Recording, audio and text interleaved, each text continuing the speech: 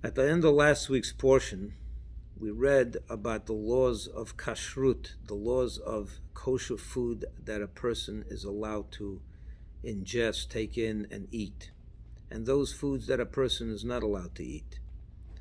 This week's portion talks about a totally, seemingly unrelated topic, the laws of leprosy, impurities of the body, and it's a whole long, detailed discussion about different parts of leprosy and if it appears in the skin, on the hair, on the house, on his clothing.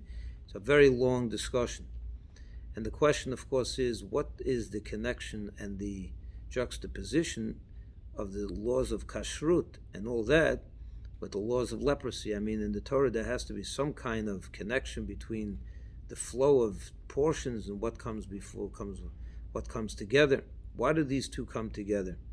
And I've read something interesting that we're told that the reason why a person would be afflicted with leprosy is because of the sin of gossip, lashon hara, when someone speaks an evil talk.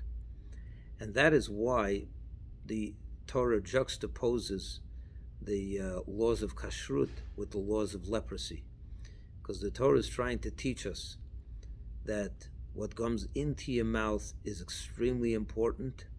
What food you ingest has an effect on your character, on your nature, and that's why it's important to only take into our mouth pure animals, and kosher food.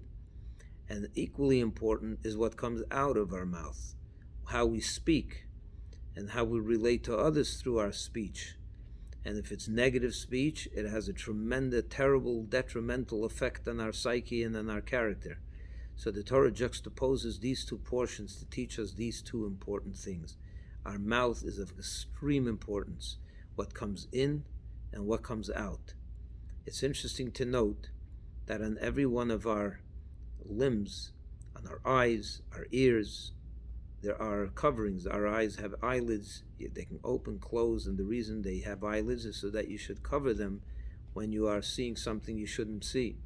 Our ears have earlobes, which are there to help, block the ear from hearing bad things. The mouth, interestingly, has two coverings, the lips and the teeth. And the reason for this is because the mouth is of extra importance. What comes in and what goes out has to be protected and shielded with a double shield to make sure that what goes in is only pure and what comes out is only positive and good speech. Extremely important. They both affect our character at the deepest level.